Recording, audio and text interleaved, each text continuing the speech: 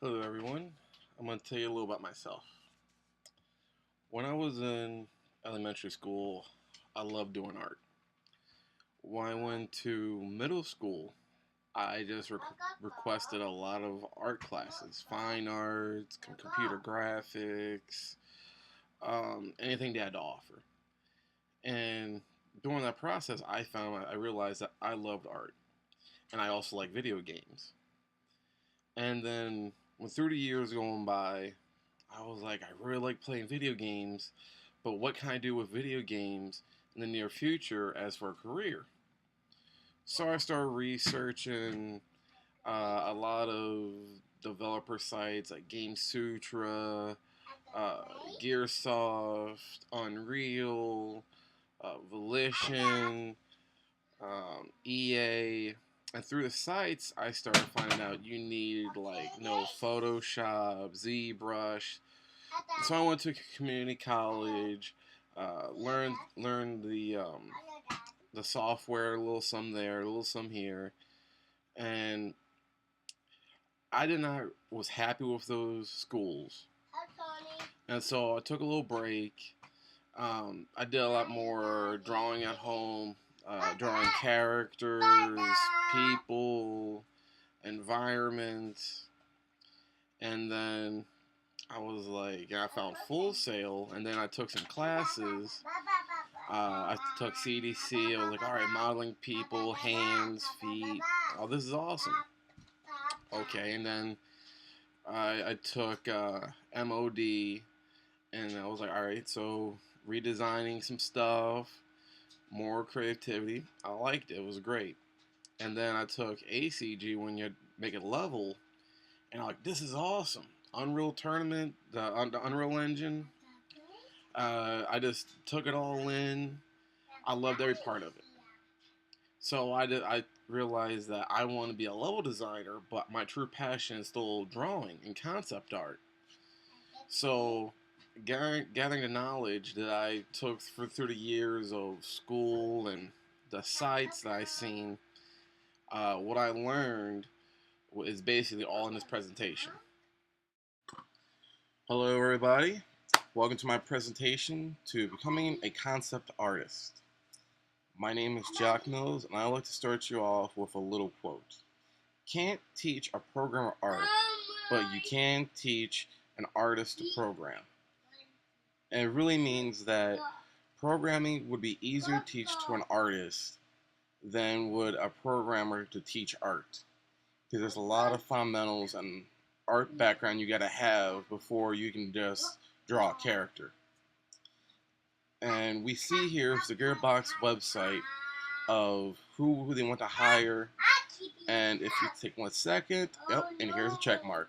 This requires skills that you need before they'll even look at you to be hired.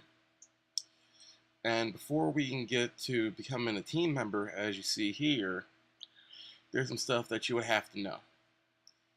Becoming a concept artist, you would have to take a lot of directions from the art director. When the art director says, hey, here's Billy Bob, and he's gonna have blonde hair, rugged clothes, and some other features. And you have to put it out on paper from what he tells you. So if he says he's supposed to have blonde hair, you have to draw blonde hair on him. If he says I want a few different styles, you gotta give him a few different styles, and then it goes back and forth until he says, hey, it's okay. Even before you even give that point, you might have to do some more research from books, magazines, to the internet that you see in the right-hand corner, bottom right-hand corner. And yes, that is a cat riding a unicorn. The cat riding a unicorn basically means is you can find anything on the internet if you can't find it in a book or in a magazine. And then after you do find the subjects that you need, you'll have to go back to your drawing desk. And when you're at your drawing desk, you'll draw what the subject that you need to draw that your art director wants you to. And then after you redraw, then you go back to your art director and be like, hey, this is what I got. They might say, hey, change it up. And then the research starts all over again until the art director says it's okay. And then after part, either you start drawing on the paper on your sketchbook, or you might just draw on Adobe Photoshop here. And then after you finish your drawing in Adobe Photoshop, and again you give it to your art director. But Photoshop is not just for drawing characters. It's also for, like, say, texturing, UV mapping if you want to make a model, and then you need the UV maps for it, and then environment drawing. If you were making an environment, or, like, say, some trees or a new level, even you can even redraw your ideas. Like, if you had it on your paper, instead of redrawing it all over again in your paper, you can redraw it on Photoshop where it wouldn't waste any more paper. But lastly, playing video games is also a good place to get references, ideas. Who knows, maybe playing some hours of video games, maybe something will finally pop in your head. Oh, hey, let me get to my sketchbook. But lastly, let's just go over this again. Become a concept artist. That's a lot of research, a lot of practice, a lot of drawing. Let's say more drawings, more practice will make you a better artist. So you can become that concept artist, work at a studio like Gearbox, or a different one that you choose. But mostly, thank y'all for watching this lovely video about becoming a concept artist. Let me leave you with a little quote. It's more of a gaming term than anything else. Grinding is a term that MMO users like to use.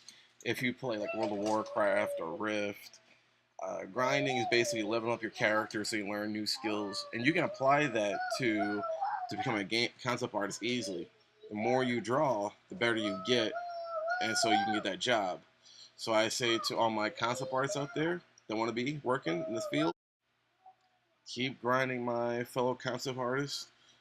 We will finally get there. And here are my references that I got from Google.